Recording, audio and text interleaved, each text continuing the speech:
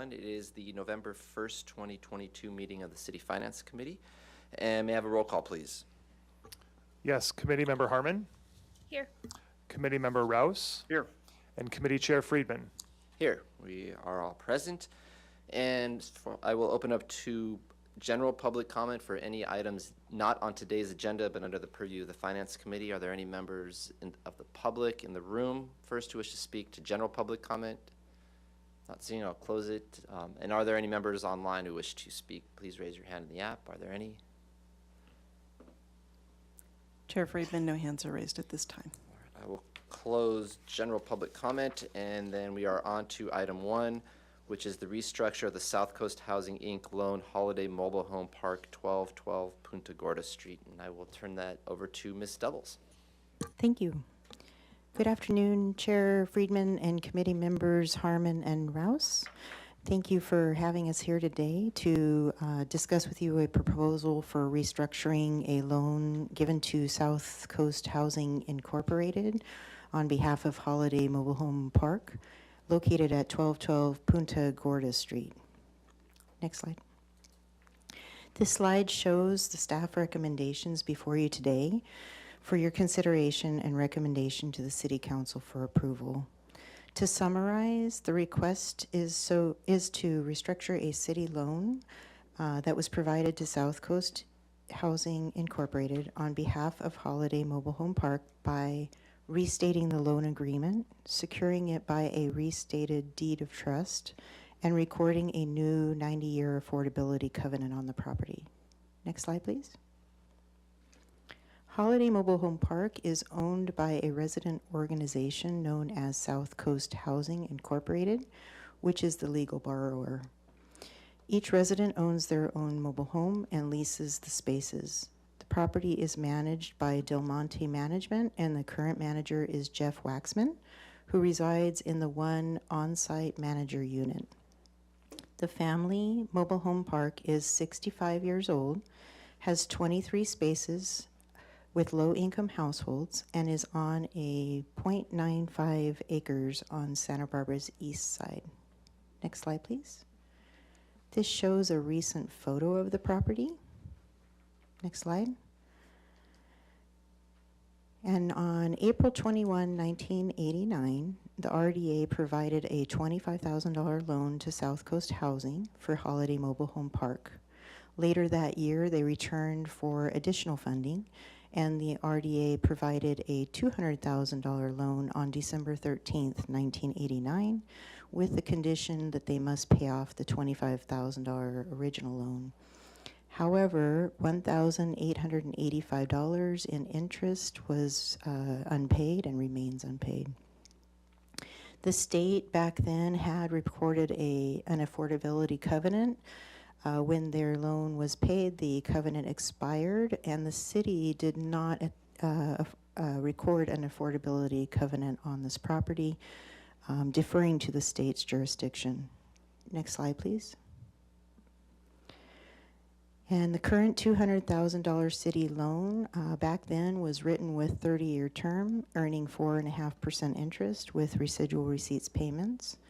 There's been no payments received to date, and the loan is in default as it was due May 1st, 2019. Next slide, please. The resident board appointed a negotiating committee to work with city staff to come to mutually agreed upon terms as shown for restructuring the loan to cure the default. After analyzing the park's financials and reserves, city staff requested a good faith paydown of accrued interest in the amount of $100,000. The committee asked if instead they could apply $25,000 to necessary property repairs and pay $75,000 towards the accrued interest balance. City staff agreed with the condition that these repairs, which include installing a new electric gate and fence and re-roofing the laundry room, be made within a 7.5-year period.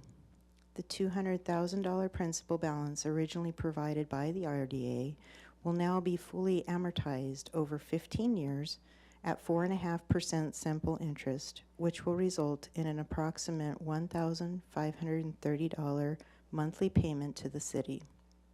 Next slide, please. The $215,131 total unpaid accrued interest balance will also be fully amortized over 15 years. However, it will not accrue further interest, so it will be at a 0% interest rate to avoid any compounding, and will result in an approximate $1,196 monthly payment to the city.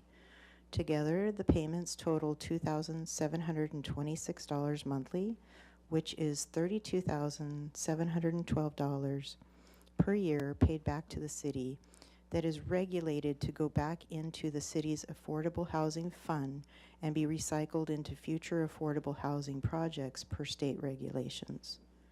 All figures shown are estimated as of December 15th, 2022. However, depending on when the loan actually closes, these figures may vary slightly. Next slide, please. This slide shows the current city loan breakdown as it was as of September 15th, 2022. Next slide. And this slide shows the proposed city restructured loan with interest estimated as of December 15th, 2022, minus the $75,000 good faith paydown. Next slide, please. In exchange for the city agreeing to restructure the defaulted loan, the city will place a new 90-year affordability covenant to restrict the property to only low-income eligible households earning 60% AMI and below, which is in accordance with the committee's request to be more restrictive than the usual 80% AMI maximum. Next slide, please. In summary, the restructuring of the city's loan will help to not only cure the loan default, but will allow an amortized payment with payoff for financial stability, retain the housing for the low-income households, add 23 units to our city's affordable housing stock. The city will be able to record a new 90-year affordability covenant not to expire until 2112. And this project meets the city's consolidated plan objectives and housing element priorities. Next slide, please. And with that, we're back to the recommendations slide. I'd like to also thank Adriana Corona and Ann Tazar from the Holiday Mobile Home Park Board, and Skip Szymanski from the City Housing Authority for being present today as well in support of this proposal. And I am available for any questions. Thank you. Thank you, Ms. Doubles. Appreciate the presentation. Are there any questions? I'll open up now for my colleagues. Member Harmon, Rouse. I have one question. I didn't catch it earlier.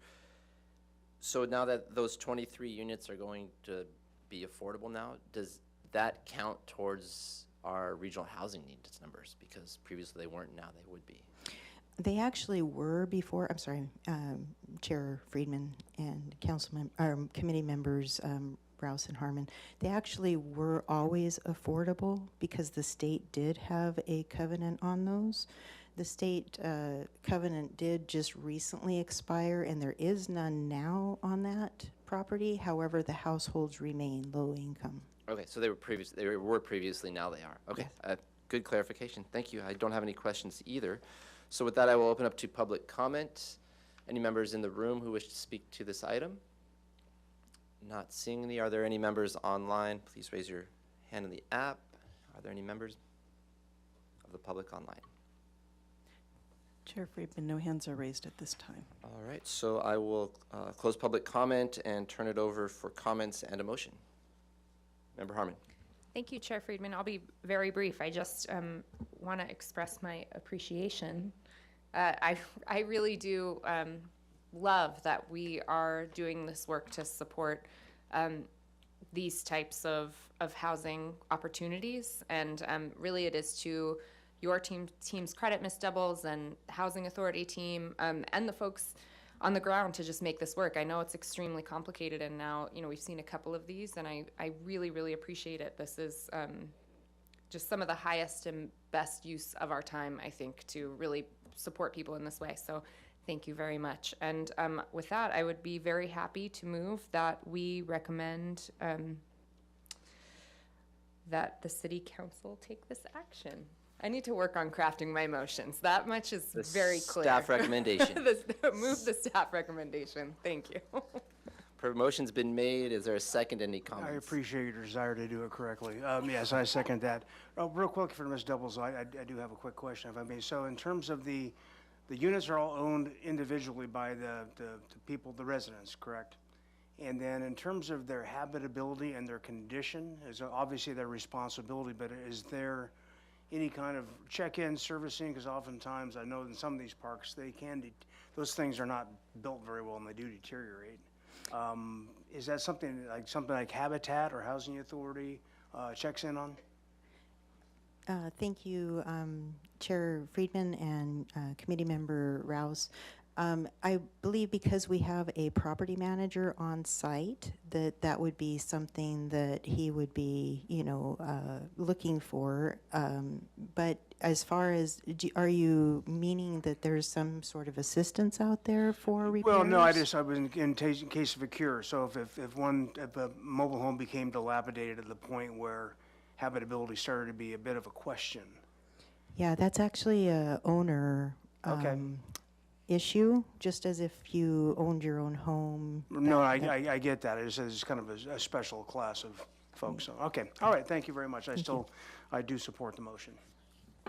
Great, thank you. And I'll just want to chime in and say appreciate Ms. Doubles and your staff, Housing Authority, as well as Holiday Mobile Home for coming forward with this. Any opportunity we can to promote affordable housing. And when I read the staff report, I had to catch myself because these are going to be affordable through 2112. And I'm like, wow, 2100 and beyond is an action we're taking today that's going to impact our city into the next century. It's why we're here. That's why we're here and trying to take these actions. And it's great to have that stability for some of our most lower income and vulnerable residents for that amount of time, and for future residents, obviously. So with that, motion's been made and seconded. Can I have a roll call, please? Motion was made by Committee Member Harmon, seconded by Committee Member Rouse to move staff's recommendation. Committee Member Harmon, Yes. Committee Member Rouse. Aye. Chair Friedman, Aye. motion passes unanimously. Great. And now we are on to the next and final item, which is the subject is the appropriate fiscal year 2022 preliminary general fund operating surplus, and I will turn that over to Mr. DeMartini for the presentation. Great. Thank you, Chair Friedman, members of the Finance Committee. My name is Keith DeMartini. I am the city's finance director, and I will be presenting an overview of the Finance Committee's request to appropriate the fiscal year 2022 preliminary general fund operating surplus. The objective of this presentation today is for Finance Committee to recommend that Council appropriate the fiscal year 2022 preliminary general fund operating surplus in line with staff's proposed recommendations to the city's reserve policy. So I'll provide a couple brief slides that I presented to you just about a month ago when staff presented the preliminary year-end financials in the general fund through the end of Q4. So I came to you in it was the end of September 27th. This slide here summarizes what the preliminary year-end results will be for the general fund for both revenues and expenditures. On the Q4 actuals column, you'll see where staff is projecting to end the year at $196 million of general fund revenues and $181 million of general fund expenditures, resulting in a net operating surplus of $14.6 million. It's important to note that the adopted budget included expenditures of $6.8 million of expenditure reduction targets. Those were reduction targets that were incorporated in the adopted budget because of the need to balance the budget. We have a structural budget deficit in both fiscal year 22 and projected in fiscal year 23 going forward. Those were immediate actions that staff recommended that council approved of those reduction targets. Staff is meeting those reduction targets largely by holding positions vacant. That is the primary strategy in order to achieve those savings. In addition to the $6.8 million that were planned reduction targets, an additional $5.3 million of savings are projected to be realized by the end of fiscal year 22. And again, those were largely being achieved through additional position vacancies. The city has had many challenges in backfilling positions that have become vacant and challenges with recruitment and retaining employees. We have a rather high vacancy rate, and we went through some of the data at that meeting about a month ago. So those are the two main reasons that are to account for the surplus that is being projected. On top of that, there is additional sales tax and transient occupancy tax revenue that has been realized through the end of the year through additional just sales activity that has occurred, and as far as hotel average daily rates and occupancy rates returning to sort of pre-pandemic levels that resulted in additional revenue. Per the existing reserve policy in the general fund, 50% of the year-end surplus is to go towards capital improvements. A month ago, when we presented a revision to the city's general fund reserve policy, staff recommended that instead of 50% of reserves going to capital, instead that go towards the city's pension obligations, which I'll get to in a few moments here. At that meeting, the Finance Committee unanimously recommended approval of staff's recommended changes to the reserve policy. This slide here summarizes the general fund reserves projection at the end of the year. The fiscal year 2022 projected at Q4 is where we anticipate ending the fiscal year. The overall policy reserve targets for the general fund are just over $37.4 million. That represents 10% contingency reserves and 15% disaster reserves. We're projected to replenish a number of the reserves that we have dipped into over the past 3 fiscal years as it relates directly to the economic effects due to COVID of reduced sales tax and transient occupancy tax and departmental fee revenues, as well as our challenges with addressing the pandemic with additional expenses and so on and so forth. It's also important to note that even though we've replenished a number of the general fund reserves, we still are under-reserved in our self-insurance fund, which is that second line from the bottom. It's about close to $6 million that the general fund is responsible for as it relates to our self-insurance fund being underfunded. So I thought it is important for the Finance Committee to be aware of that when reviewing our reserve position citywide. This graph here summarizes the past 18 years worth of general fund reserves. That dark blue bar is our disaster reserves. The light blue bar on top of that is our contingency reserves in the general fund. And the line on top represents what the policy reserve target is for our general fund reserves. As you can see, we have a history of needing to dip into our reserves, rightly so, during times of economic downturn or addressing a disaster that has occurred, right? We've done that during COVID, and through our strong fiscal discipline and our strong budgetary practices and procedures, we have been able to control those expenditures, balance the budget, and make a great deal of progress on replenishing those reserves. But it's important to note here that even though we are ending the year with a surplus in fiscal year 22, we will be dipping into those reserves again in fiscal year 23, and then also projected to dip into them again in fiscal year 24 and 25. And we'll be starting our budget conversation here within the next couple of months with Finance Committee as well. So just some considerations for fiscal year 23 and beyond. But before we go into fiscal year 23, the fiscal year 22 adopted budget, before we brought it to council for your adoption and just putting forth what the pure revenues are and the pure expenditures, we had an $8 million operating deficit that we had to solve for. And the way that we chose to solve for it was implementing expenditure reductions, which I mentioned earlier. And so by doing that, it helped with the deficit, but we still had to dip into our reserves to the tune of about $1 million. And now looking into the current fiscal year 23 and beyond, we still have a structural deficit, albeit not as significant or deep as was included in the fiscal year 2022 budget.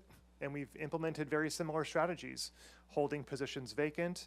We do have a number of other challenges that we are grappling with in the current fiscal year as it relates to our labor MOUs and rising pension costs and just pension uncertainty. We have a high degree of inflation that we are dealing with on the cost side. We have high position vacancy rates. There's much more talk of a recession occurring. So we're working through all this information to understand what the implications are on the current fiscal year budget and what that means going forward. Also, I've talked about self-insurance fund as well. So when we brought the Q4 report to the Finance Committee about a month ago, we also discussed staff's recommended changes to the general fund reserve policy. This slide here summarizes what changes have already been proposed to the general fund reserve policy. And again, the Finance Committee has already heard this item. There's no action item for the Finance Committee today on those recommended changes, as you unanimously voted to recommend approval to the full City Council. But the first item on this list was to, instead of appropriating the general fund surplus, to have it go towards capital.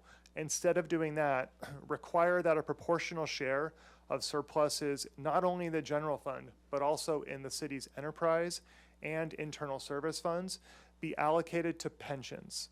The justification behind doing so was that the original general fund reserve policy was established about a decade ago, and at that time, we did not have our Measure C district sales tax funding source. And now we do, and that generates approximately $28 to $30 million annually for our city's capital investments. And so that is a stable, strong funding source going forward. And so we are able to revisit this component on the general fund reserve policy and have it go towards the biggest liability on the city's financial statements, which are our pensions. So staff's recommendation to you today, as it relates to your recommendation to appropriate the preliminary general fund surplus in fiscal year 22, is to follow staff's recommended changes to the reserve policy. So that would be to have 50% of it, which is approximately $7.3 million, of the general fund surplus simply stay in the general fund. And those funds would ultimately be used to replenish reserves or to be appropriated by the City Council at a later time.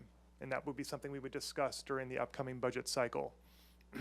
The other 50% of the general fund surplus, staff is recommending that that be used to reduce the city's unfunded actuarial pension liability, or our UAL.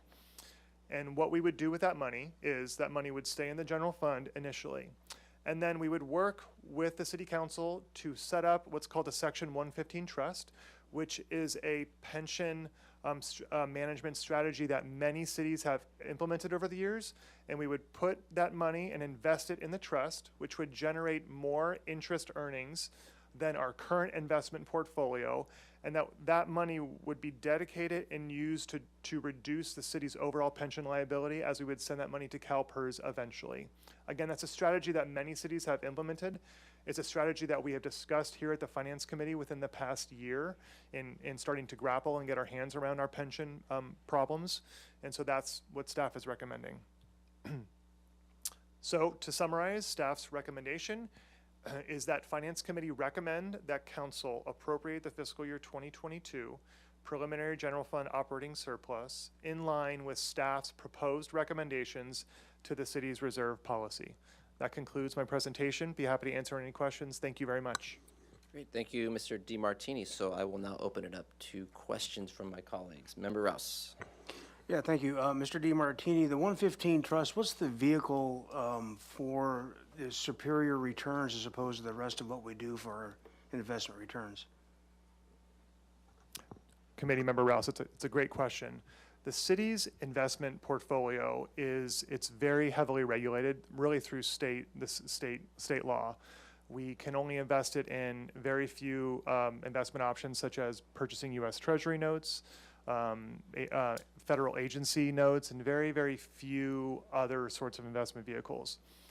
The Section 115 Trust is regulated by the Internal Revenue Service, so the federal agency, and there are just a few additional investment options that we have available to us. I'm not able to rattle off any specific ones at the moment, but with that does come a little bit more risk, right? So when you are able to earn more money, you actually have to bring on a little bit more risk associated with that. But there are firms out there that specialize in this field of managing money in Section 115 Trust, as well as CalPERS. CalPERS also has an arm of their entity that also manages these funds. And it's proven that many cities have been able to earn more interest earnings in this investment vehicle than just simply their own investment policy.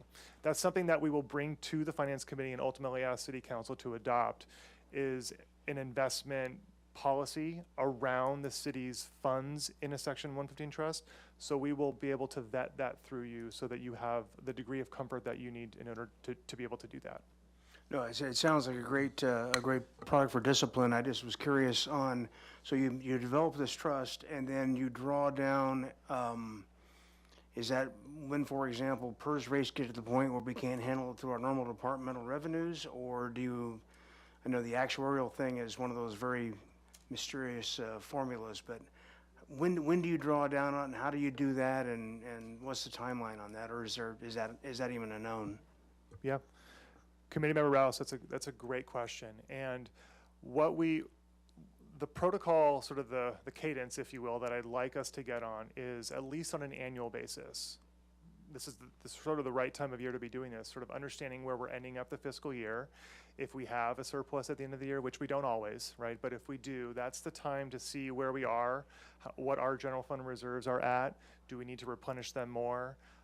Do we have enough reserves, or we maybe have some flexibility to maybe put a little bit of additional surplus money into a Section 115 trust? That's an annual cadence that I think is appropriate for us to be on here and talking about with the Finance Committee. It's typical that many cities on an annual basis will put money into a Section 115 trust. They will actually budget for that sometimes. They don't rely on having a year-end surplus to be able to do that, but they will actually budget to put money into a Section 115 trust, which would be great to get to a position to be able to do that. And then it really depends on a lot of different factors as it relates to what our CalPERS' planned rates of returns. They have a discount rate of 6.8%, so they target an annual rate of return of 6.8%. And lots of times they exceed that, but recently they actually come in far shorter than that too. So it's very volatile. It'd be great if we can, on an annual basis, also then take that money that is accumulated and that we've earned interest on in the trust, and then send that money to CalPERS directly. That would be the end goal. That's the action that actually permanently will reduce our unfunded liability. But by keeping it on our books, in our trust, we retain control of it. We have the say of when we send that over to CalPERS, and it gives us much more control. And we'll be able to work, again, with our investment advisors to really identify the optimal time to send that over to CalPERS. Thank you. Great. Member Harmon, any questions? All right. I have a few questions. First, just following up, you actually answered a lot on the advantages of the 115 trust. If you could speak to, just to understand what the impacts are, every year we prepay our unfunded pension. Could you tell how much we prepay, but the actual savings we get rather than spreading it out month to month? Absolutely, Chair Friedman. So CalPERS sends us an actuarial report every year. And that report effectively is like them sending us a bill. So every year we get a bill, a statement, that says how much money the city has to pay CalPERS as our annual contribution to draw down to reduce that unfunded actuarial liability. That annual amount is around $33 million. That's what the city has to pay just for our unfunded actuarial liability. We have two options in order to that CalPERS gives us to pay it. We can either pay it on a monthly basis, sort of pay once a month, and then it will reduce that $33 million down to zero. Or we can take advantage of sort of prepaying it, and then they'll give us basically a discount by doing so, is effectively how it works. And we choose that option. We're able to pay, and we have the mechanism, and we manage our cash accordingly to be able to make that substantial payment in July. And by doing that, we save $1 million. The city saves $1 million just by doing that.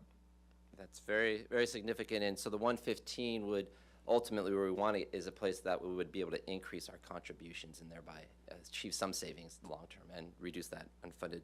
And then you mentioned that this last year, fiscal year 22, the CalPERS, it didn't achieve the rate of return. So are we expecting an increase in payments next year for our unfunded liability? Chair Friedman, the short answer is yes, we are. And so when CalPERS does not earn a rate of return equal to their discount rate of 6.8%, what that does is it actually will increase our unfunded actuarial liability. And we feel the effect of that in two ways. The most significant is that it will increase the annual payment that we have to make to CalPERS for our UAL. It will also extend the time in which we have to make these UAL payments. It sort of extends out about 20 years. When they don't make their rate of return, then it will likely push out into additional years thereafter the number of payments that we have to make. Thank you. And then my last question, or two, I think they're going to combine them, but if you could pull up slide 3 just briefly, and I want to get into the surplus. I think it's important that this gets emphasized, is while we did have the transient occupancy tax and the sales tax, you brought us through here that a lot of this was achieved by reductions in, or vacancies, either planned or unplanned, that totaled 12.1 million. And so when the surplus is 14 million, but if we had been adequately staffed, the surplus would have been far less. So the question is, the council recently took some actions to increase some of the salaries, and we may need to in the future based on just being competitive. That doesn't consider any of the salary increases for fiscal year 22 that we have and may increase in fiscal year 23, correct?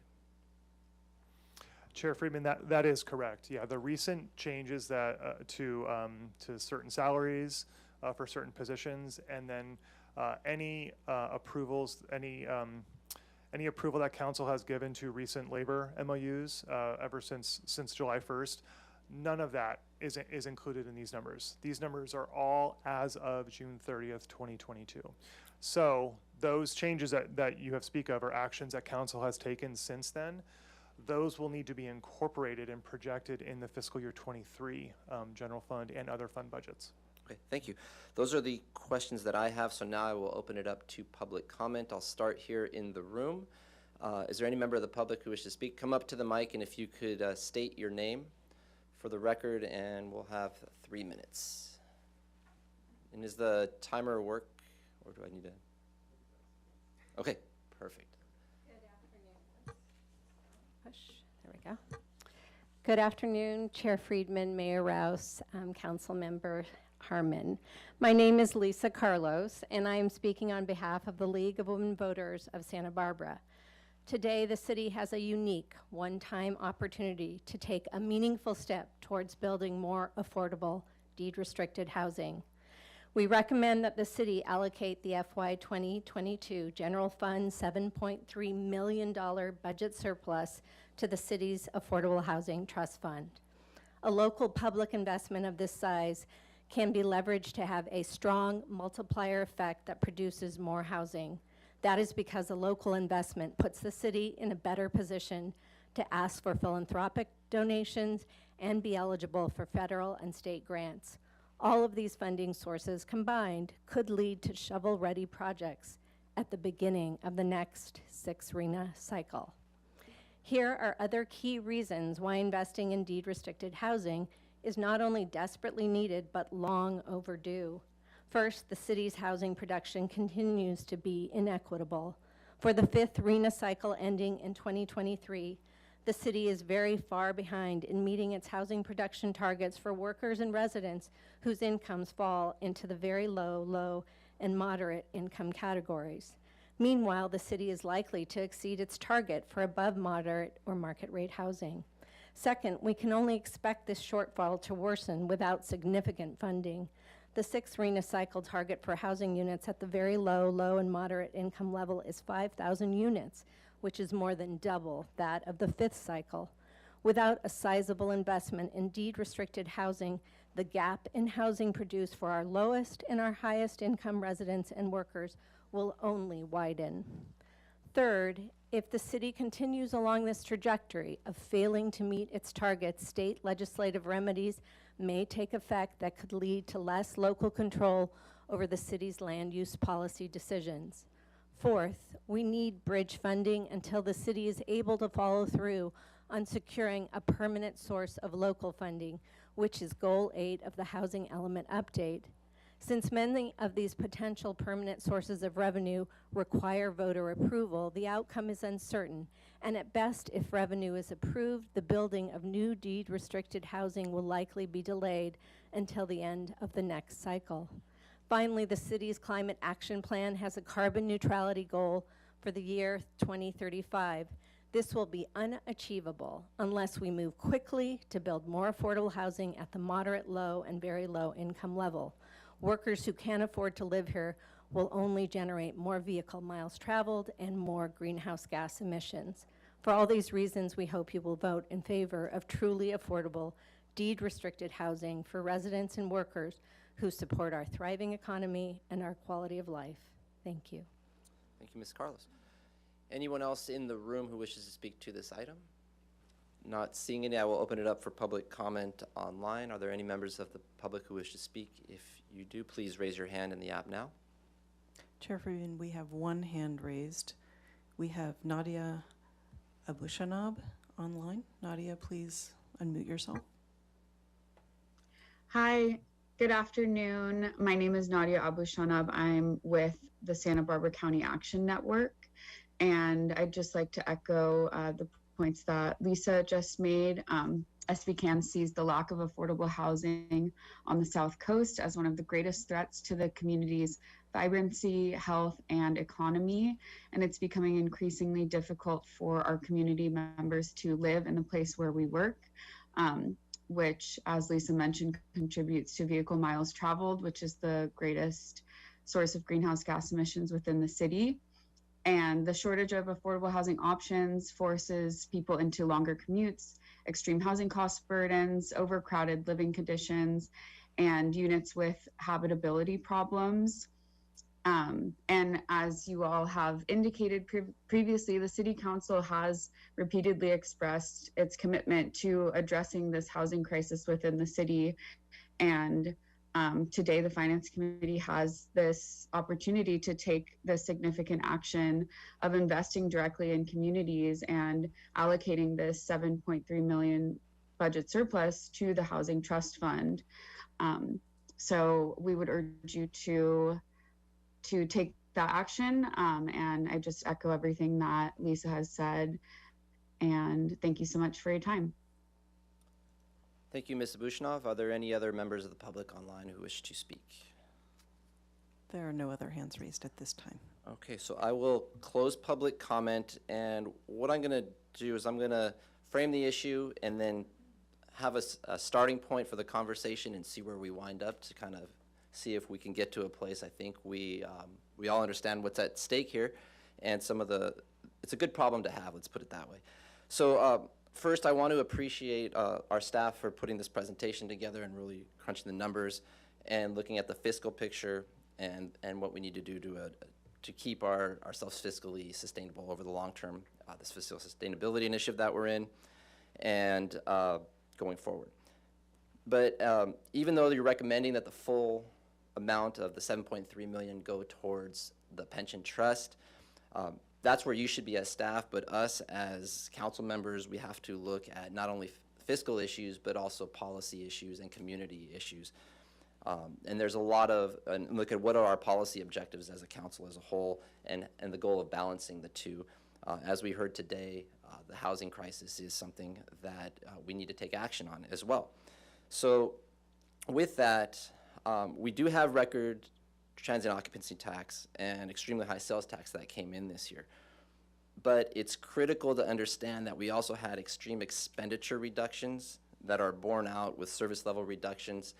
And that means that our city staff that are providing those services have borne the weight of that work, because they're still doing the same amount of work and trying to produce the same level of service, and without literally the bodies there to do that. And so that's important to understand, as we saw that if we had those vacant positions filled, that the surplus would be far reduced. So I think we really need to consider what that means to our staff in terms of the workload that they have.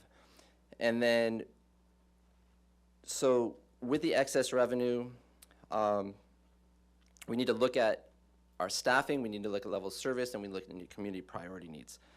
So from the Fiscal Sustainability Initiative and recent budget hearings, we have learned that we're also not competitive in a number of key critical issues or critical areas to retain the staff. That's why we had those unplanned vacancies, and they're very hard to recruit, such as police, engineering, community development planners. Those are specialized positions where our competing agencies sometimes outcompete us. And those are critical to performing the service that the public wants as well. And so we have that, we have the housing needs, and then we have what is probably going to be an increase in our unfunded pension liabilities going in next year. So there's a lot in motion here. So with that, it is something that we need to consider is that raising the salaries of certain staff to be more competitive is something we're going to have to make in a long-term commitment to try to do. And right now, the city, we have conducted a comp and class study, but that won't be for another couple years. And it's an educated guess, I think, from all of us that hearing what we've heard through the fiscal sustainability need reports, that some of those are going to be under market. And we don't know how much, but it's likely they will be. And we don't want to continue to lose staff that we have to other agencies because that has costs as well. So here's where I want to start the conversation, and we'll see where we go, and it's flexible where we're at if we want to add more items to try to fund or want to change the funding round. But again, this is just to start the conversation today. Is the 7.3 million that goes in the general fund? It's wise to keep that there. So we're talking about 7.3 million that otherwise would have gone into capital. And now with Measure C, I think that the case has been made, and we've also given direction that we are establishing a pension trust fund. So the case can be made to reallocate that out of capital. And what I'd like us to consider is that, to start again, is half of that 7.3 million would go into the pension trust for next year, once we establish it. And then it's a perfect use of one-time funds because, again, one-time funds are going into something that's a one-time fund, and you'll get benefits there. The second is that I'd like us to consider no less than $1 million to go to the Affordable Housing Trust that was recently created. Councilmember Harmon and I brought that forward. It was something that needed to be done, but there is also, as mentioned in the public comment today, that there is the philanthropic side, which is moving in that direction. And the more momentum we can have to show that we're investing at the city encourages them to do more. And we have this opportunity today to send a strong message that we are searching for ways, and we're going to continue to commit to building this fund. And I think anything less than $1 million doesn't send the message that we need to send, not only to philanthropy, but also to the public. So again, no less than $1 million, and then the other half. And then the remainder of the second half, this is one where, although it's not one-time funds, it does get to the service levels that we need from the public, and it recognizes that this surplus was borne largely by our staff. And so I would like to, for us to consider a recommendation to the full council to use the remainder of that second half towards staff compensation. And the remainder would be allocated equally to provide across-the-board salary increases to all city employees who have not had an administrative adjustment to their salaries as allowed by the Municipal Codes section. I'm putting this in there for the record, Municipal Code section 3.04.210, .220, and .240 within the past 12 months. And recently we had some staff where we had to use the municipal code to bring them up so that we remain competitive. And there are a lot of other positions that might fall within that. So this gives staff the discretion to go out and look at that. So that's where I want us to start, is those three. If there's others that we want to fund or we want to look at the funding, so I'll open it up for deliberations from my colleagues now. So Member Harmon. Thank you, Chair Friedman. Given us a lot to comment on there. I appreciate it. So I guess I'm going to just sort of start with where you finished and maybe work backwards. Well, actually, I'm going to do this a different way.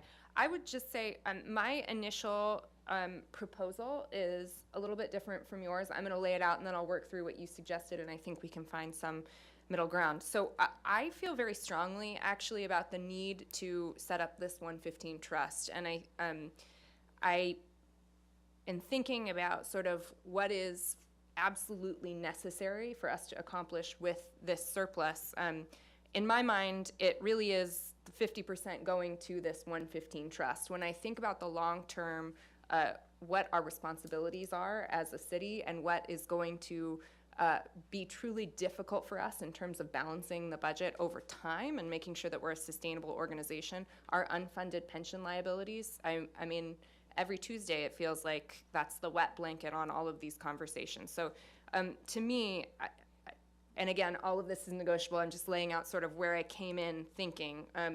The 7.3 that was not going to be touched, actually, I would prefer it be the 115 trust, and that we really go all in on trying to pay down that liability, not only just for the purposes of balancing our budget, but also for the long-term health of our employees. You know, I mean, we often think about our pension liabilities as just sort of like money that goes into the ether, but it is connected to the people who are doing such good work for us, and it's their it's what we owe them into the future. So I want to make sure that we stay healthy.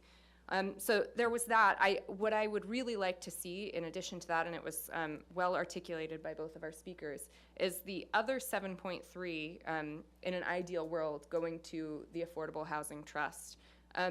Now, of course, this will be negotiated, but I think two of our speakers and you, Councilmember Friedman, well articulated the momentum that this concept has, not only as a community, but on this council, and it's seems like such an incredible opportunity to take a huge swing, as we started to do a couple of weeks ago, and to really move the ball forward in a very, very tangible way. So that would be my ideal. Now, with that said, to address some of the items that you brought up, you know, I so agree with you on staff compensation and the need to make sure that our employees are adequately compensated, not only so that we can keep them, which is clearly an issue, but so that our community can receive the services that they deserve. But I struggle with the idea of allocating one-time money to an ongoing cost. To me, we're just going to find ourselves in the same position we're in this year, a year from now, trying to figure out how we pay for those ongoing expenditures. So I'm not sure that it makes prudent sense in the context of what we're trying to do to allocate a small amount like $1 million or $2 million. I actually think, you know, if we're not, I'll just leave it at that. I mean, I'm not sure how that would work, and I guess if someone has an answer for how we can make that work, I do support it, and in fact would love to do it and would really, really like to. And I would say if there's not support on this body for allocating money to that Affordable Housing Trust Fund, I do have concerns about putting it into the general fund if we're not going to be clear that it goes towards salaries. You know, so I appreciate where you're going with that. I just wonder how it's going to play out. I guess is maybe a question, and we can talk that through. But yeah, I guess I can end there. That's really it. I'm not sure how that's going to work. I love the idea in theory. In practice, I worry that we're setting ourselves up for disaster by doing that, and that's part of what I really like about using this opportunity to shore up in a very meaningful way the Housing Trust Fund, because that isn't an ongoing cost. Again, with that said, if we can figure out some way to support our employees with this money, I am right there with you. I just worry that we are cutting off our nose to spite our face.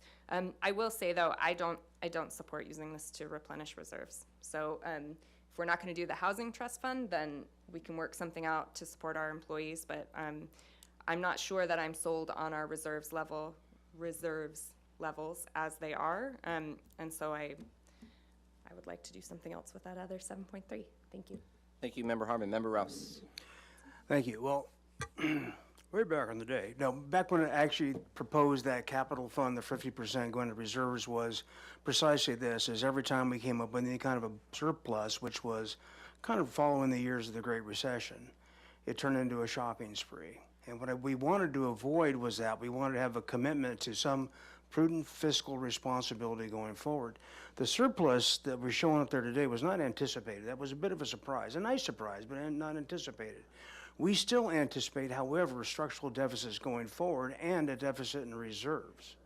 So as much as we'd like to do all these other things, and I agree with you both about policies and whatnot, the first thing we have to do is make sure our house is in order. And frankly, I'm not that confident about the 2023, 2024, and 2025 budgets at this point in time. I think that rather than make commitments now, the prudent thing to do is to, number one, do the 115 because that is saving for future obligations that we know we have. And then the second thing is taking the other half and putting it into reserves where we will have at least that flexibility within the general fund going forward. Rather than trying to make a commitment now, we're playing with house money. And I don't feel good about trying to commit that forward without doing something I think is very prudent and very fiscally responsible. Now, that doesn't earn you a lot of points in the policy world, but the other side of the coin is I think it is the right thing to do. And I'll be supporting staff recommendation. Okay, thank you for your comments. So we're kind of over the map. You want to add something before I try to wean us in a little more? Yeah. That's where I figured we were going to start, but I think the three of us could get to some place. Did you want to add something before I try to? No. Okay. So we're 1 to 1 to 1. But so I just want to first, I agree with all of us there. I think we recognize the challenges we face with our staff, with our housing challenges, and then the fiscal sustainability. For me, I struggled with the proposal of using one-time funds for staff salary increases. It's not something, as those who know me as being on the council, it's not something I would just propose lightly. But there's a couple of reasons. One is this surplus, like I mentioned before, was borne a lot by our staff. But we have significant challenges in very critical areas that eventually we're going to need to up those. That's an educated guess. I can't guarantee that, but that's an educated guess. And at the same time, we run the risk of continuing to lose and not be competitive with other agencies, even locally. And so then if we lose to other agencies, there is a significant cost in terms of staff training that's lost. We're not able to hire employees now that would get the on-the-ground experience as our other employees are getting towards retirement, because ideally you want to have that situation where you have those who've been here 15, 20, 25 years plus, another group that's been here 5, 10, 15 years plus and brand new. And when you couple the commute times that they have, salary is one of the few places where we can make that up and retain them. And I just thought that if we end up having to do these large jumps, as we've seen with some of the other staffing where we use the municipal code, they were significant bumps. And we can choose to wait until that class and comp study comes out and have to do large bumps again, or we can generally ramp it up. And right now, this generally ramp it up, it's not a lot. We're not talking 7, 8, 9%, but it is something, and it will boost staff morale. And I think that's something that it's hard to gauge, but it is real, and that's where I came from on using these funds.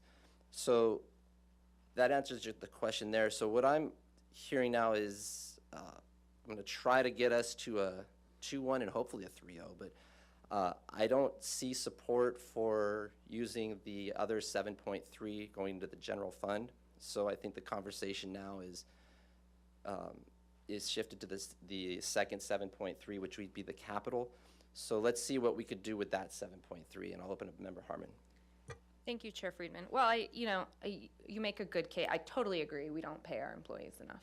So I think you put it very well when you were just articulating how you saw this work. So what I might suggest, so we're talking just the 7.3 right now, so I'm just gonna do that. Maybe 50% of that 7.3 toward the Housing Trust Fund, and the other 50% earmarked for staff. I mean, I need more information about how this is gonna look and how this is gonna play out before I vote on it today. So I'm comfortable earmarking 50% for salary increases as you described, but I do think, there are questions about what that would look like year over year that I'm sure I will still support, but I just don't have enough information to be able to commit, but I could commit to earmarking it with the understanding that we would come back to discuss how that would look and how that could be effectuated, if that's something you're open to. I just don't know enough about it right now. I would just add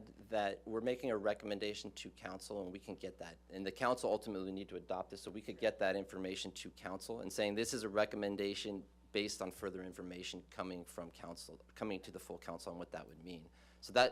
So we're not making the final decision today. We would get more information on costing this out and what it would mean. And so your proposal was 50% of the second half to staff and 50% to the Affordable Housing Trust. Okay, back to any comments from Member Rouse. Yeah, thank you. I'm really not comfortable negotiating bargaining unit issues here in the Finance Committee. That's not how we normally would do it. And I understand your desire to move forward on this, but I'm saying the first thing we need to do is put our house in order. And it's like the analogy of putting your mask on first before you help your child, and with an oxygen mask drops down from the ceiling. And I think we are in a very tenuous position. We're just coming out of an amazing thing and we had some of it come back with the ARPA money. But as we steer towards the potential precipice of a recession, I don't think it's time to go commit to programs that we haven't firmly set up. I don't think it's right to earmark it. I don't think it's correct. I think the correct thing to do is to husband that money in the 115 and in our reserves, which we know, if Mr. Martini's projections are correct, we're going to be struggling to meet in the very near future. And I think if we're going to be in a position to pay the competitive salaries that we're talking about, do all those things, our house needs to be in order. Otherwise, we're going to start having to cut services again for people who already think there's a deficit of service out there. So I still am going to go with, and I will move staff recommendation. Is there a second? No second at this time, so I think we're getting a little bit closer. So we are a little bit closer now, but what I think might be prudent here is if on the issue of the staff, that we actually don't make a recommendation on that right now, pending getting more information to the full council. So we forward it to the full council for a discussion and include the Affordable Housing Trust in that, because then again, I'm trying to think, I think at this point it would be prudent to make half of this be allocated to the 115 trust and put that in there. That's the recommendation from the Finance Committee to the full council. And then look at the other half and saying, these are the two issues we're grappling with of how to improve staff retention and recruitment now, improve morale now, but also address the housing. And so then we have this other that the full council can deliberate when we have more information rather than committing to it. With the option would still be there for the full council to also consider at that time, if the information comes back and it's just something we can't really do, that we could, at the council, authorize the other to go back to the 115 trust ultimately. The council would have that discretion as well. Am I understanding that right, Ms. Bjork? If you could come up and could we make a recommendation to allocate half and then the other half and the council consider those three items for full discussion for the remainder of the 7.3? Yes, I think you can make that recommendation. I'm not sure quite now what that recommendation is. I think we're at the staff feeling a little confused, but I do want to say, with regard to the fiscal sustainability work that we're doing and how any actions you take today might play into that, very much understanding what the cost of doing business is so that we can figure out what business we can afford to do is an important thing. And we are gonna have to grapple with that. I appreciate and thank this council for using reserves in this year, this current fiscal year, to allow us the space to rehire staffing positions that had previously been held vacant, and recognize that's gonna put us in a worse situation ending fiscal year 23 than the budget we adopted. I am so grateful for this windfall return on taxes that we've seen that was unexpected and unplanned. And it just makes this opportunity to do this, putting our house in order, figuring out fiscal sustainability so much easier. It gives us that break. So I do think that your finance director's recommendation that half of it stay in the general fund gives you the room to be able to take the time to make the meaningful decisions that you need to about the future organization management of this organization. With regard to the other 7.3, so that's the general fund piece. With regard to the other 7.3, I think you have a lot of choices to recommend to your full council, and I think they're all supportable. To Committee Member Harmon's question about not understanding what it looks like to the full picture, we're looking at that picture. We just need to understand what it is going to cost us.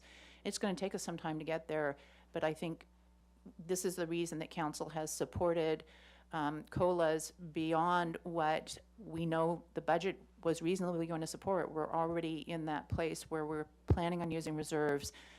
We have reserves for the purpose of giving us the space to figure this out. And I think it's very important to continue to plan to have reserves to give us the space to figure this out in a pragmatic, careful, and policy-driven way, rather than reactionary. If we were to go forward today, you mentioned some clarity of where we need to go. So let's start with the 14.6. So half of that would stay in the general fund, and then we have a remainder of a 7.3. If the recommendation was half of that went into the pension, the 115 pension, and then the remainder would be discussed at council, with the understanding that these are the issues that the finance committee could not come to a decision to pending more information, that remainder of $3.5 million or so we're looking at, do we invest in the Affordable Housing Trust Fund, staff compensation using the municipal code, and or additional back into the 115? Would that give you the direction you need? That would give the full council this discussion to have at the dais, and I think that is fine. However, I also think that if you wanted to give them a recommendation as to how the finance committee thinks it should be used, that's also fine. Both of those are acceptable options. If you can get to a place where you have recommendations from the finance committee, I would encourage you to do that, because it might help your colleagues at full council to get there more quickly. But if you want to defer it to the full council, that's totally appropriate. Okay. So I'll put this out there. If we start with, I didn't think my starting point would get the ending point today, but if we started with that's the recommendation of half to the 115, we're talking about the 7.3, half to the 115, and then the remainder half split, 1 million to the housing trust fund, and then you have this other 2.5 million or so that we would need more information on what that would mean for using the municipal code for staff compensation. You know, if that's what staff is recommending, that they would rather the money, the full 7.3, go into the general fund than rather to the 115 trust, I defer to the experts, but. Can you clarify, it wouldn't just go into the general fund, it'd be held until we make So those there are decisions? two 7.3 millions. Yeah. And quite frankly, from staff's perspective, the highest priority is the first 7.3 staying in the general fund to be available for reserves. That's my highest priority. And so you're saying cut down, if we're going to cut one, cut the 115 trust. That's right. Right, So, that's what in the second 7.3, which is what would have gone to capital under your current policy, and that is your current policy, that's where I think you have room to make a different recommendation. That's where I would encourage you to make a different recommendation to council if you want. I still support your finance director and my recommendation of the section 115, but I think all of these are great policy opportunities, and it's exciting. Okay, understood. So we know Member Rouse is going to be the additional 7.3 to go completely to the 115. So is there a middle ground that I think we could get to? I'm interested in what you think you could do, Member Harmon. What you just suggested, having I'll call it the capital fund 7.3, having 50% of that allocated to the housing trust and the other 50% to be determined going into the reserves or whatever. I mean, however you just said it is fine with me. I would like a clear recommendation, though, that 50% of that capital fund be allocated to the housing trust fund. I think we're on the same page, so we could make that recommendation to council. And again, I will absolutely defer to our expert staff on which bucket they would prefer these changes to come from. I'm Okay, so, bummed about the 115 trust, but so the capital 7.3 would be 50, what are you proposing, 50% to the new affordable housing trust that we just created? And then the remainder of that half would go to look at the 115 and staff compensation. Okay, if you want to propose that. okay. Are we clear? Does that work for you, Ms. Bjork? I want to make sure you have clear direction of what that means. If I can try and restate it for you, the initial 7.3, consistent with your reserve policy, will stay in general fund reserve. The second 7.3 that would have gone to capital will be split between section 115, the new housing trust fund, and the other half of it will be discussed by council between the priorities of section 115 and salary increases. Yes, that's my understanding. So if you make that motion, So moved. I will second that. Any further discussion?